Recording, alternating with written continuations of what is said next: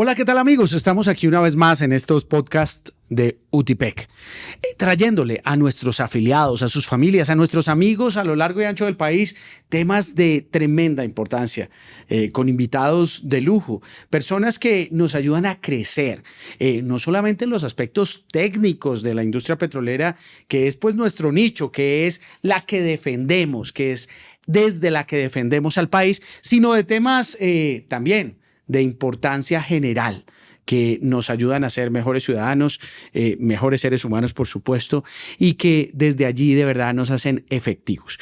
Hoy, como lo digo, no será la excepción, me acompaña Óscar Quiroga. Óscar Quiroga es un hombre muy interesante, es un ingeniero químico, por ese lado, colega nuestro, pero también es filósofo, es teólogo, dirige un centro de pensamiento cristiano, es maestro en diversas instituciones en Colombia y en América Latina, ha escrito 26 libros, es un hombre que definitivamente produce mucho conocimiento, pero sobre todo lo comparte. Y hoy queremos realmente hablar un poquito de gobierno civil, que es una de esas áreas que él maneja muy bien y que nos ayuda a ser, como lo decía al principio, mejores ciudadanos. Óscar, muy buenas. Bienvenido a este podcast de UTIPEC. Alejandro, muchas gracias por la invitación y muy honrado de estar acá presente. Gracias. Y yo quiero introducir el tema hablando un poquito de una amarga experiencia. Nosotros, los trabajadores de la industria petrolera y energética de Colombia, hemos sido quizá unos de los más afectados con el actual gobierno. Más de 30.000 empleos perdidos, una reducción absurda en las inversiones, una negativa de firma de nuevos contratos de exploración en el país que ya están poniendo en riesgo la soberanía energética, la autosuficiencia en materia gasífera. Estamos importando más gas, estamos encareciendo el acceso a la energía en Colombia. Y algo que a mí me parece muy triste, pero hay que reconocerlo, es que cerca de 25% de los trabajadores de esta industria ayudaron a elegir al actual gobierno. Y lo ayudaron a elegir aunque muchos les dijimos, cuidado, es una amenaza incluso para nosotros individualmente. Pero se queda uno sin saber cómo sucedió eso. Bueno, es la realidad del país también, ¿no? Hoy muchos colombianos que están viendo las funestas consecuencias de esta mala decisión pública, social, pues nos está afectando y dicen, pero ¿cómo caímos acá? Y ahí es donde yo quisiera empezar esta conversación, porque yo me atrevo a decir, y esto con respeto, pero con honestidad, que muchos de los que nos están escuchando y muchísimos más en Colombia, ni siquiera sabemos Colombia qué es. Muchos dicen, no, es que somos una democracia. ¿Pero somos una democracia? No, es que esto es la República de Colombia. Pero, ¿cómo funciona eso? ¿Qué es Colombia? ¿Qué es una república? ¿Qué es una democracia? Empecemos por ahí, maestro Óscar. Sí, yo creo que tenemos que ir al fundamento primero, porque a veces cuando nos preguntamos sobre hechos de que pasen, o sea, historia, vamos a la política o vamos a las emociones de la gente, los medios. Y todo eso es verdad, pero están basados en algo. Y básicamente la idea que va por debajo es el entendimiento de la realidad. Y nuestra realidad es que somos una república. ¿Qué quiere decir eso? Para entrar en contexto, se trató de hacer una república muchas veces, pero solo la primera vez que se logró hacer fue con los Estados Unidos en 1776. Y la segunda república de la historia fue la República de Colombia en 1819. Wow. ¿Sí? Nosotros somos la segunda república de la historia que se logró. Intentaron los romanos, intentaron los griegos, intentaron inclusive los drudas, varios trataron de hacerlo. Los israelitas mucho antes, pero la única vez que se completó con lo que es una república, que es la forma de gobierno donde la gente vive la representación de ellos mismos, la representación del público. Entonces, en una república se representa lo que la gente es, ¿sí? ¿Cómo lo representamos? ¿Sí? Porque nos dicen, no, cada cual piensa y cada cual decide cuál va a ser su gobierno. ¿Cuál es el problema? que no fuimos educados entendiendo lo que es una república. Más bien fuimos educados creyendo que somos una democracia. Pero ¿y entonces cuál es la diferencia? Porque a veces uno le parece que es como la misma cosa. ¿Qué es entonces una democracia? Democracia quiere decir el gobierno del pueblo.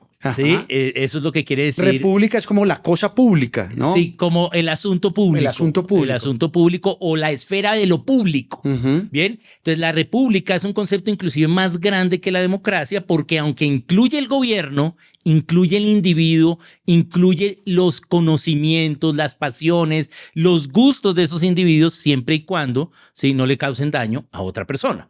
Bien, entonces la república es para todos, para el que quiera vivir allí y pueda ser representado de acuerdo a su pensamiento. Bien, por eso puede producir leyes. Mientras que la democracia se trata por primera vez en Atenas, hacia el 480 a.C. por los griegos, y básicamente ¿qué sucedía? Atenas y Esparta eran competencia, eran ciudades-estado. Atenas era las artes, Atenas era el gusto, el disfrute, ¿sí? Y tenían razón, ¿sí? Pero Esparta era la guerra, Esparta era el control y era la defensa, era la valentía. Bien, entonces ambos competían, pero ninguno podía con el otro porque aunque ambos estaban fundamentados en cosas correctas, también estaban haciendo cosas incorrectas. Entonces, ¿qué hace Atenas? Atenas dice, no, vamos a hacer un gobierno que lo vamos a llamar democracia, donde el pueblo gobierne. Pero no fue que el pueblo gobernó, ¿sí? Sino solo algunos ricos acaudalados con propiedad, ¿sí? Y militares. Eso fue lo que fue. Y en lugar de que gobernara un rey, iba a gobernar ellos, ¿sí? Ellos gobernaban un pequeño grupo al cual se le consultaba todo y ellos decidían. Eso fue la democracia. Bien, pero no le puedes consultar todos los hechos de una ciudad-estado, menos de un país, a un grupo de personas. Claro. Todos los hechos. Eso es, primeramente, muy difícil, ¿sí? Y segundo, no es práctico, no es realizable. Todos los hechos. Entonces, Platón escribe un libro que se llama La República, que es una obra de teatro satírica y de comedia burlándose de la democracia. ¿Sí? Porque son casos de que se le caía unos huevos de la gallina y entonces tenían que ir a estos a que decidiese todos los asuntos del pueblo. Y Platón propone la república. Bien, no, o sea, dice, es la república. No la propone porque ya existía ese conocimiento, pero él dice, no es la democracia, sino que lo que debemos hacer es la república para que el público tenga representación. De hecho, estamos hablando de Platón unos 300, 400 años antes de Cristo. Estamos hablando de la república en Roma, por ahí 500 años antes de Cristo, pero en realidad la primera república, digamos, que registra la historia es la República Hebrea, sí. Como 13 siglos antes de Cristo. Sí, como 1600, 1500. Exacto, como 1500 años antes de Cristo. Ajá. Entonces, claramente, digamos, los fundamentos que usualmente a uno le enseñan en el colegio o a los más estudiados en estos temas en la universidad, de que esto nace seguramente en Roma en el 509 antes de Cristo, pues realmente no. El principio de la República es anterior. Ahora bien, ya tratando y para no meternos, digamos, muy en profundidad y que esto sea claro y comprensible para todos, lo que podríamos decir, y corrígeme si estoy equivocado, es que la república es mucho más grande que la democracia. Es un concepto más grande. Claro, y además, digamos que la república como la nuestra apela a procesos democráticos para tomar decisiones, pero eso no lo hace una democracia. A procesos de elección por mayoría. Exactamente. ¿Sí? Que es lo que luego los atenienses toman como democracia. La mayoría de ese grupo, lo que diga la mayoría, es lo que se va a hacer, ¿cierto? Entonces, se interpreta la voluntad del pueblo como lo que diga la mayoría de un grupo. ¿Bien? Claro. Pero en la república, aunque se decide por mayoría la elección, porque vemos que en los hebreos cómo decidieron el gobierno de las tribus, fue por mayoría, por elección, ¿sí? No todo lo que diga una mayoría es ley o se hace en el gobierno. En la república existe un límite y ese límite es la ley natural. Es decir, yo no puedo en una república, aunque por mayoría estemos de acuerdo, decidir que robar es bueno. Claro. ¿Sí? Hay una ley suprema, mientras que en la democracia no. En la democracia, en Atenas... Podríamos ponernos de acuerdo todos para el mal. Ellos mandaron a matar, ¿sí? A los bebés tomaron una ciudad de Esparta, una región entre Esparta y Atenas y mandaron a matar a los niños. Eso lo decidieron por democracia. Bien, entonces hay esa diferencia. Entonces hay una representación del público por elección por mayoría. Pero como nos han enseñado que la elección por mayoría es la democracia porque nuestra filosofía de educación viene de Grecia, entonces tenemos que ir más atrás en la historia. Y no es en sí la democracia, sino la elección por mayoría. Pero en una república hay una ley suprema que es la ley natural. No importa lo que crea la persona, no necesito creer A o B para saber que asesinar es malo, o para saber que robar es malo, ¿bien? O que codiciar es malo, ¿cierto? Entonces, eso es la república. Está basada en una ley que tiene la humanidad, ¿sí? Y es la ley para preservar el bien personal, ¿sí? Pero el bien personal de la vida, ¿sí? De la libertad y de la búsqueda de poder vivir, ¿sí? O sea, el trabajo, el poder hacer las cosas. Pero cuando tenemos un gobierno o un grupo de personas que van a decidir, ¿sí? En contra de mi libertad, ¿sí? Pues ahí es donde se empieza a perder la república y se empieza a cambiar por democracia. Y muy oportuno hablar de esto en tiempos en donde hay estos conflictos institucionales tan graves, el famoso decretazo de hace algunos días, la convocatoria ahora de manera irregular a una Asamblea Nacional Constituyente como se pretende, pasando por encima. Y entonces eso me conecta también con, en ese marco de la democracia y la república, la separación de poderes, a cuál corresponde, cómo juega ahí su rol. De nuevo, la separación de poderes por primera vez viene con los hebreos y hablada oralmente, pero por escrito oficialmente hacia el 800 años antes de Cristo con Isaías, cuando él escribe acerca de los tres poderes del gobierno, que es el legislativo, el ejecutivo y el judicial. Pero a nosotros nos enseñaron que eso viene de la democracia, no. Los atenienses toman esa idea de la república, ¿sí? Y la incorporan a su idea. Pero realmente ellos nunca tuvieron esos poderes. Ellos fueron un grupo de personas que tenían como grupo, todo ese grupo tenía esos poderes. No fueron poderes separados. Los poderes deben ser separados, el legislativo, el ejecutivo y el judicial. El legislativo produce las leyes. ¿Pero qué leyes? Las leyes del pensamiento de la gente que los eligió.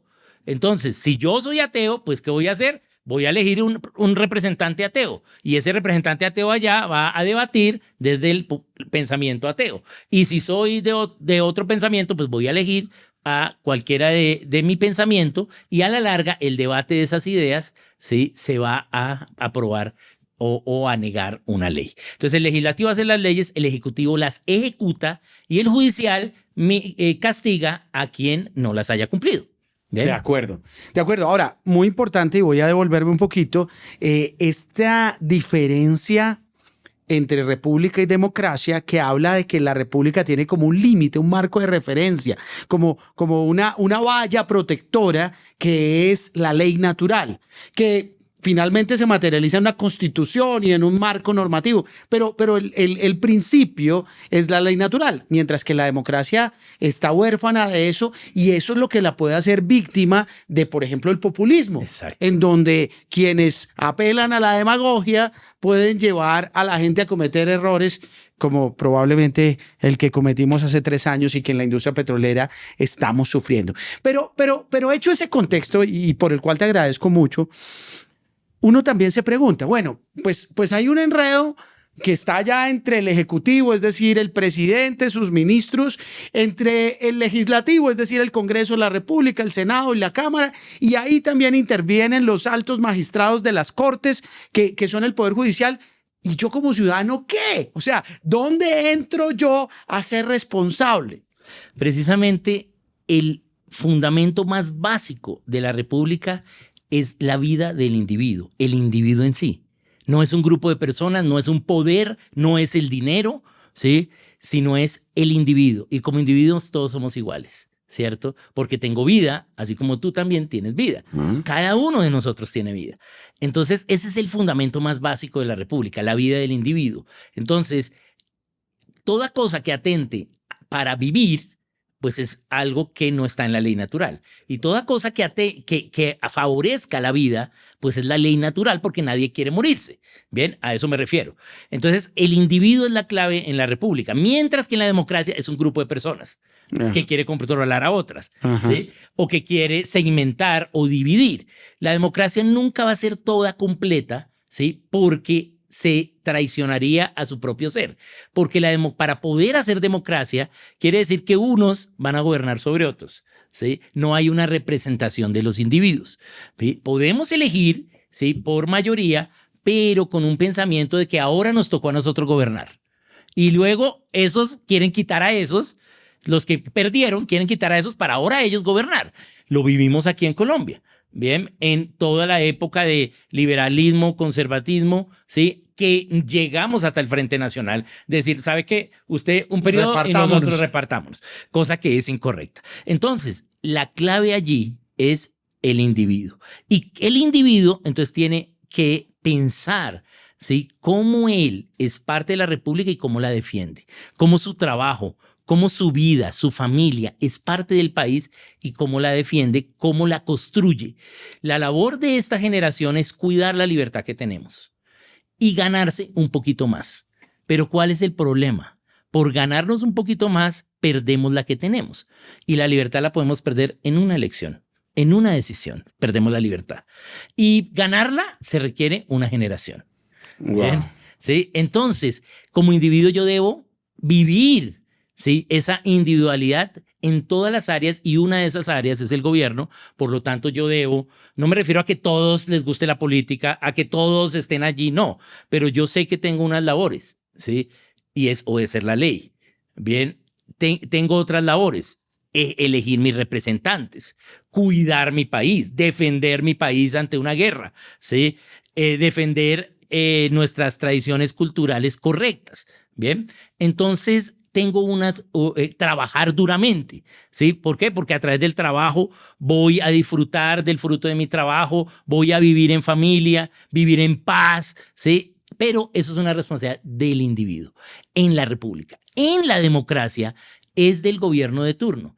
Elegimos a este para que haga por nosotros. En la república, elegimos a este para que haga por mí.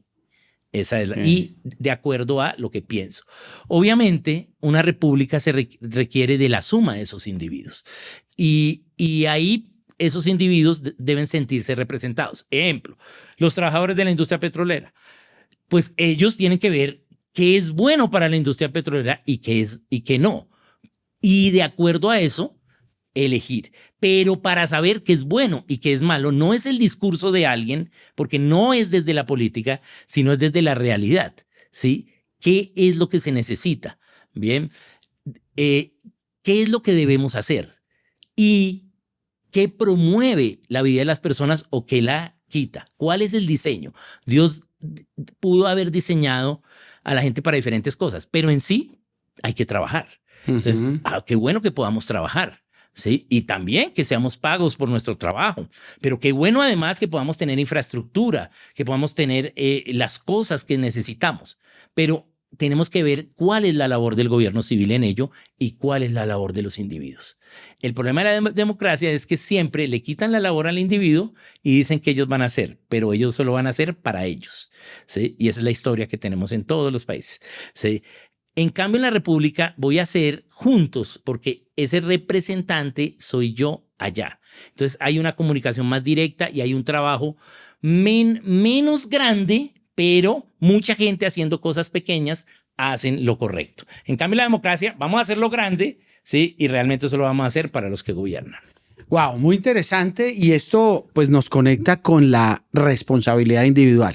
Y está claro, sí, no todos tenemos un llamado y un compromiso a participar en los poderes públicos de una manera, digamos, presencial y permanente. Pero lo que sí debemos es entonces elegir representantes que sean coherentes con la expectativa que nosotros tenemos. Y aquí me conecto entonces yo con este buen libro que entiendo que el doctor Oscar acaba de publicar, que habla de cómo votar bien.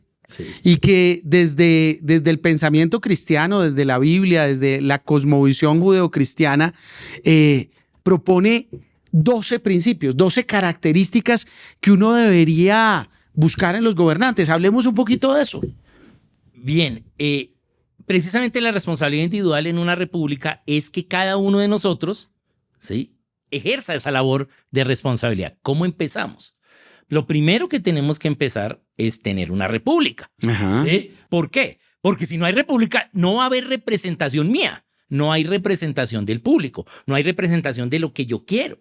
¿Sí? Pero aún así, independientemente del pensamiento político que haya, ¿sí?, hay una ley natural para elegir gobernantes civiles. Hay algo, ¿sí?, entre los seres humanos que hace que podamos elegir gobernantes civiles independientemente que tú seas de una corriente política y yo de la otra. Y esos son los requisitos que están, que la Biblia enumera para elegir gobernantes civiles. Son 12. El primero, tener una república. A nosotros nos parece que eso es obvio. Pero la mayoría de los países del mundo no son repúblicas, son dictaduras. Bien, todos los países árabes, ¿sí? Sí. Muchos son monarquía, como en Europa, sí. ¿Sí? Y no hay tantas repúblicas. Cada vez hay más, pero aún falta mucha gente que no puede elegir sus representantes. Vemos lo que está sucediendo en Irán, que desde el 70 y pico no eligen gobernantes, ¿cierto? Entonces la gente que los gobierna no los representa.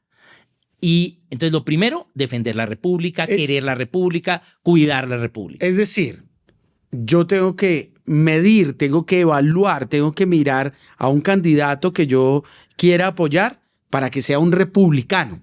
Alguien que aprecia el concepto de la república, lo entiende, lo valora, lo defiende. Sí. Es eso. Es decir, que entienda lo que es una república y la responsabilidad que tiene el gobernante, más que la idea política de un partido republicano. Sí, tiene razón. Es decir, tenemos una república y tenemos que cuidarla. Entonces, una república que necesita trabajo, necesita infraestructura, necesitamos que la gente pueda vivir felizmente de acuerdo al fruto de sus manos. No es por dinero, porque si fuese por dinero, todos deberíamos ser vendedores de armas o de aviones, ¿sí?, en lo legal, o hacer cosas ilegales. Claro. ¿Sí? Pero no, si alguien quiere ser músico, puede vivir bien en una república, y si otro quiere ser ingeniero, ¿sí?, está bien. ¿Sí? Si la industria petrolera la tenemos y crece, está bien, al igual que la industria de la música crezca y esté bien. Claro. En una república todos crecen, ¿sí?, de acuerdo a la responsabilidad individual. Entonces todos crecen un poquito, ¿sí? Pero la suma de todo ese crecimiento es felicidad para todos. Mientras que en una democracia dicen, vamos a crecer mucho en un aspecto y nunca crecen porque solo crecen los gobernantes. Okay. Bien, esa es la idea. Entonces lo primero, tener una república. Luego, ejercer la república, elegir mis representantes, los representantes del público. Es decir, votar. Pero muchas veces no votamos. La abstención en Colombia es del 60%, es decir, el 60% de la gente que puede votar no vota. Entonces, ¿cómo se va a quejar? El que no vote no se puede quejar. Tenemos que votar, de pronto por el que votamos no ganó, ¿sí? Entonces, de los que ganaron, nos toca escoger quién nos representa. Pero votamos, podemos participar, ¿sí?, en la idea de la república y cómo estamos llevándola. Pero que el no vota es, hagan lo que quieran, y a la larga, esos son los que más eligen, ¿sí?, las cosas incorrectas. Ahí tenemos un reto muy grande y eso yo creo que hay que tenerlo en el radar. Resulta que nosotros somos una industria que tenemos una actividad continua. Nosotros no paramos. El día de las elecciones no paramos. Y usualmente los trabajadores de la industria petrolera están en locaciones remotas. Y entonces resulta que el día de las elecciones pues no es fácil votar.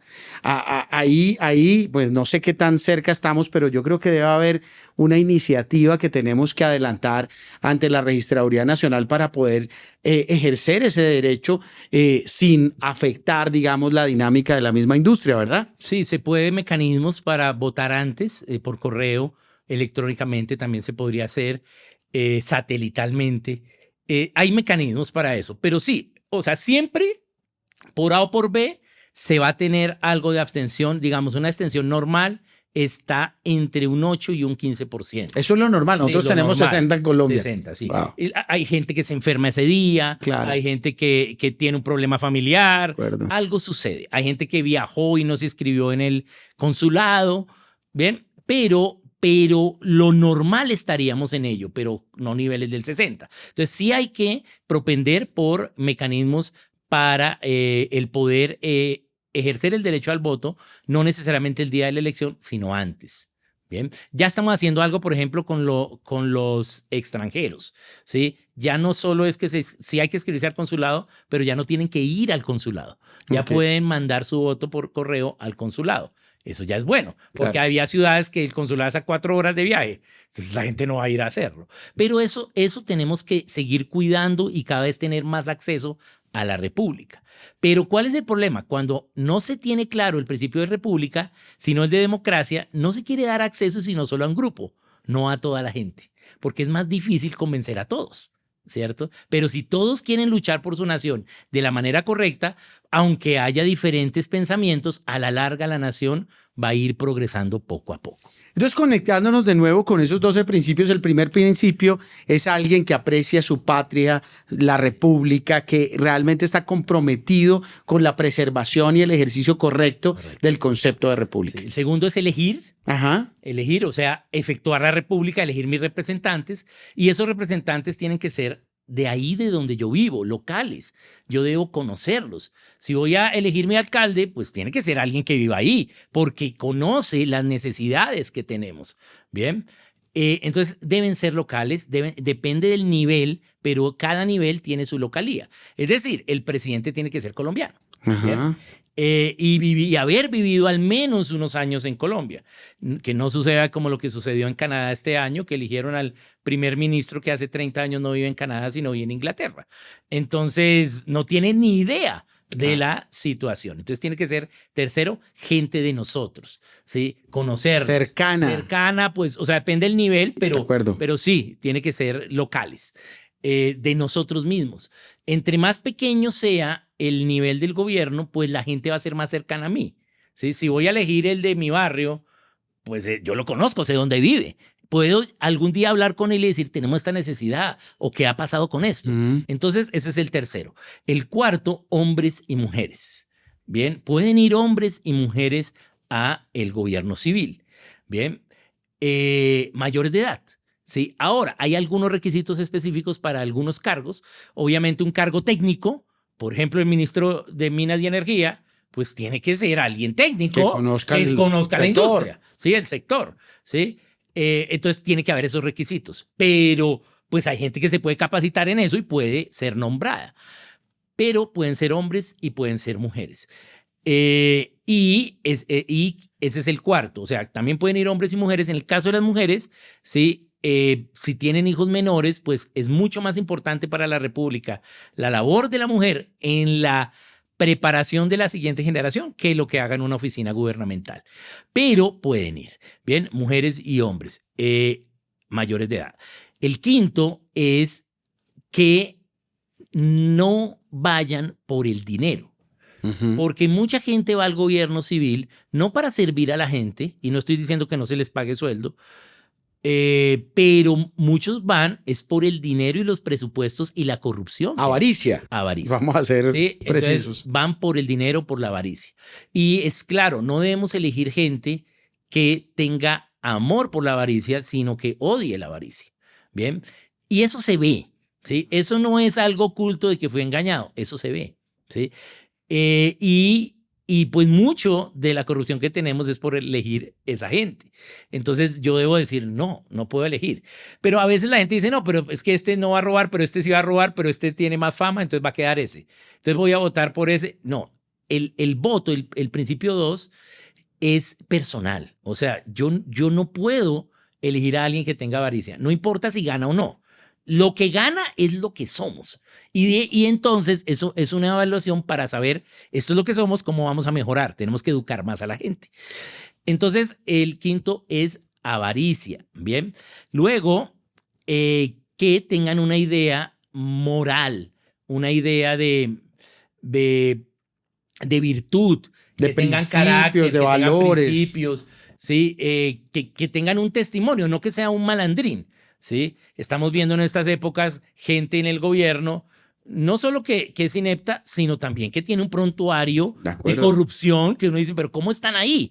¿Cómo son ellos? Que se reveló, que dijeron Sí. que había que correr las líneas éticas, por ejemplo. Entonces, eso, no puede ser alguien así. Estamos claros que no vamos a encontrar a alguien perfecto. No. Como dijo alguien, Jesús no está postulado a las elecciones, Sí. pero sí que sean mínimamente personas decentes, honorables. Al menos, sí. Sí. Ahora, obviamente eso no asegura que de pronto cuando esté en la oficina del gobierno, con el poder, con los presupuestos, se pueda torcer. De acuerdo. ¿Sí? Pero tú puedes ver la historia de la persona. Tú puedes ver y decir, no, como que sí. ¿Sí? Pero hay gente que vota a sabiendas de que son unos ladrones porque le dan un tamal o una lechona, ¿sí? O porque le dan un dinero. Bien. O porque le van a dar un puesto. ¿Sí? Bien. Entonces no debemos hacer eso. Luego también que sean gente veraces. ¿Sí? Eso es otro requisito. Es decir, que a lo largo de su historia hayan propendido por la verdad. De pronto alguna vez se equivocó, pero se ha arrepentido. Pero sí que sea gente que no haya engañado. Ahí me viene a la cabeza tanto estos dos gobernantes, Roy Barreras y Clara López, que dijeron, no importa lo que uno diga en campaña, total, cuando estemos en la oficina podemos decir que cambiamos de opinión, ¿sí? Entonces eso es el colmo, ¿sí? Entonces no solo lo que digan, porque pues hay cosas que al decir suenan muy bonito, de acuerdo. ¿sí? Pero ¿cómo ha sido su historia? ¿Son gente veraz? Ese es otro, veraces. También que tengan un temor de Dios, que sean gente que sean temerosas de Dios, es decir, no me refiero a que todos sean creyentes en el mismo Dios, pero sí que haya una idea de esa persona de que hay algo más. Sí, que le tengan temor a algo, pues. Algo, sí. Sí, de acuerdo. Sí, eso, que tengan como algo allí para que puedan entonces creer, ¿sí? Que puedan no creer que son ellos los que gobiernan, sino hay algo más. Que tengan como la responsabilidad de rendirle cuentas a alguien. Exacto, rendir cuentas, ello. También que sean entendidos en la oficina para que los van a elegir. O sea, que haya estudiado para eso, que haya hecho ejemplo de eso en su vida anterior de pronto a nivel más pequeño. Voy a ser el alcalde del pueblo, pues oye, tuvo una tienda y la administró bien, ¿sí? Claro. O tuvo una empresa, ¿sí? O fue un buen empleado, ¿sí? Fue honesto, fue líder, manejó bien los requisitos del cargo, trató bien a las personas, ¿bien? O sea, que sepa hacer la cosa, ¿bien? No solo porque tiene el apellido tal o porque es el hijo de, ¿sí? O porque es el más bonito, ¿sí? Lo elegimos, sino porque, pues, esté estudiado para eso. Y también que sea experto, ¿sí? No solo que haya estudiado, sino que haya practicado y de pronto le haya tocado equivocarse o haya tenido desafíos, porque pues manejar gobierno civil, una nación, pues vas a tener desafíos, ¿sí? Solo con la naturaleza, ¿sí? Puede haber un desastre natural, ¿qué hacemos? ¿Sí? Tenemos que saber manejarlo, ¿bien? Una nueva oportunidad, por ejemplo, descubrimos un pozo petrolero y tenemos que explotarlo, pero si lo explotamos entonces vamos a tener tanto dinero y tienen que saber pensar al futuro, tener visión, ¿sí? Entonces, ya practicó eso, ya tuvo visión, mire, lo que hizo acá fue para construir esto 20 años después. Correcto. Entonces, gente que sea experta, que sirva, ¿sí? Realmente, y que tengamos evidencias de que son entendidos y son expertos. ¿Bien? Que tengan sabiduría, es decir, que sus decisiones la tomen por sabiduría, porque en el gobierno no todas las decisiones se toman planeándolas, priorizándolas. La mayoría hay reuniones, pero no todas. Hay decisiones que el gobernante tiene que tomar así. Ya, no tiene tiempo de asesores, no tiene tiempo de nada. Sí, está bien tener asesores, está bien, pero hay unas que te toca tomar la decisión. ¿Qué haces? Tienes que ser alguien sabio, alguien que haya tomado decisiones correctas, bien, que tenga como un legado, que haya gente que diga, esta persona lo ha hecho. Entonces, que tenga sabiduría, bien, y que se haga en todos los niveles del gobierno. hay gente que solo vota para presidente. Ajá. No vota para gobernador ni para asamblea, ¿sí? Pero la elección más importante es la más local, ¿sí? Es decir, la elección más importante en la industria petrolera, ¿sí? Tiene que ver con dos: las leyes nacionales petroleras, ¿sí? Sí. Y cómo se van a vivir donde estamos trabajando nosotros, ¿sí? Eso es lo más importante. Entonces, en todos los niveles del gobierno tenemos que elegir representantes. Bien, no en todos los países hay república. Hay más desarrolladas en unos, menos desarrolladas en otros. Nosotros, por ejemplo, no elegimos el procurador, pero hay países que sí lo eligen. O, por ejemplo, el defensor del pueblo. Hay países que lo eligen. Sí, hay república. Nosotros solo hasta el 90 tuvimos elección popular de alcaldes. O sea, solo Así tuvimos es. república en los municipios, en los pueblos, en las ciudades, solo del 1990 en adelante. Entonces, entre más república haya, pues hay mucha más libertad en ese sentido. Bueno, miren, 12 indicadores, 12 características que vale la pena tener en cuenta. Sin duda alguna, cada una de ellas podríamos profundizar mucho más, pero yo creo que la manera en la que han sido presentadas son muy claras, en donde realmente nosotros como ciudadanos, los trabajadores de la industria petrolera, sus familias, claro que tenemos el poder de elegir representantes que velen, como lo hemos dicho desde nuestra campaña, por el país al defender nuestra industria. Pero en esto tenemos que ser activos, tenemos que abandonar la abstención, alguna seguramente justificada, como lo explicaba más temprano, por las condiciones del trabajo, pero me queda esa tarea. Como UTIPEC vamos a trabajar para buscar el camino para que se haga efectivo el ejercicio de ese derecho a nuestros trabajadores que están en los diferentes turnos de trabajo. Pero también aquellos que seguramente estando en descanso, no sé, por pereza, por desentendimiento, pudiéramos estar también metidos en esa abstención que le hace mucho daño al país. Pero además, que cuando la practiquemos, la hagamos con racionalidad. Muy seguramente de este libro vamos a estar compartiendo algunos tips a través de nuestras diversas redes sociales, a través del mailing, a través de el WhatsApp corporativo de UTIPEC para seguir fortaleciendo esto entre nuestros afiliados. Pues maestro Oscar, se nos ha pasado el tiempo de una manera muy agradable, realmente muchas cosas muy interesantes, mucha claridad acerca de cosas que probablemente uno las daba por resueltas, pero que no estaban tan claras. Pero queremos dejar un mensaje, quiero invitarlo a que nos despida con un mensaje a esto, a la responsabilidad de preservar a nuestra nación, de entender los tiempos difíciles que estamos viviendo, sí, en parte por nuestra propia responsabilidad, pero que hay esperanza a través de retomar el camino y de poder convertir a Colombia lo que puede y debe ser, que es la segunda república moderna. Uh-huh.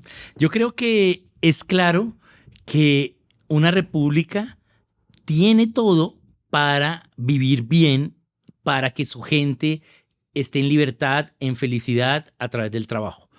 En Colombia, el 50% de sus ingresos es la extracción de crudo petrolero y el otro 20% son los derivados del petróleo. Es decir, el 70% solo por encima, petróleo, ¿sí? Minería, ¿sí?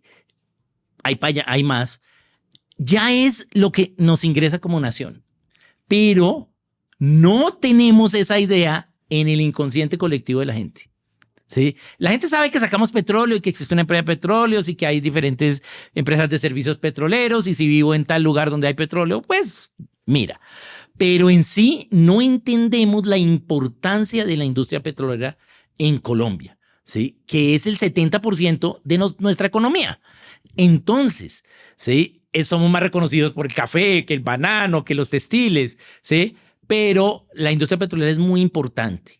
Es labor de todas las personas que están en la industria petrolera, ¿sí? El que la gente conozca la importancia. ¿Por qué? Porque ante el atentar contra la industria petrolera, nos estamos haciendo daño todos nosotros, no solo los de la industria petrolera.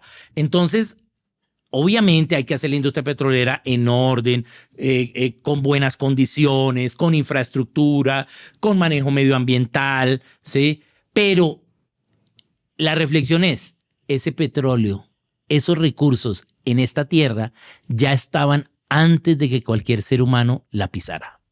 Ya estaban para nosotros. Nuestra labor es disfrutar lo que nos han dado de manera correcta, responsable, ¿sí? Responsable e ir creciendo. Yo creo que nosotros, no puede ser que seamos los vecinos de Venezuela, que es el país que más petróleo tiene en el mundo, ¿sí? Venezuela tiene más que todos los demás sumados. Y en Colombia no haya más. No creo, ¿sí?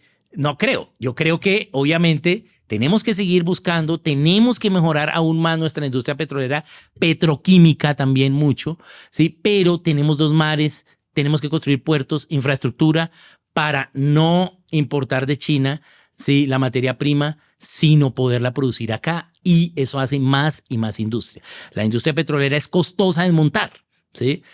Te requiere grandes inversiones, pero sí, también son inversiones a largo plazo si hay una voluntad política que va a mejorar las condiciones de todos. Bien, dependemos del petróleo que sube y baja, sí, sí, pero tenemos. Y si la industria se mueve, sí, eso va a hacer que, como toda industria, unas veces las naranjas van a ser más dulces y unas un poquito menos dulces, pero siempre van a haber naranjas. De acuerdo, bueno, no, muchas gracias por ese mensaje y sin duda alguna lo recibimos en el sentido de ese reconocimiento de la importancia que tiene nuestro sector, pero también desde la responsabilidad del llamado que nos hace el doctor Quiroga acerca de la responsabilidad que tenemos de poder comunicarle a la sociedad entera esta importancia y que también lo hacemos con responsabilidad, con las mejores prácticas, con respeto al ambiente, con una relación con la sociedad que trae beneficios y que claramente es que el petróleo es energía y la energía es uno de los elementos fundamentales para el desarrollo de cualquier economía. Y claramente la libertad también depende de la capacidad de generación de valor que tengamos los ciudadanos. Pues muchas gracias por estar allí, muchas gracias por seguir acompañando estos podcasts de UTIPEC. Aquí seguiremos trayendo temas como este, relevantes, invitados como el que hoy hemos tenido para poder seguir creciendo, fortaleciéndonos y ser más útiles en la construcción del país que podemos y debemos tener, el mejor país del mundo. UTIPEC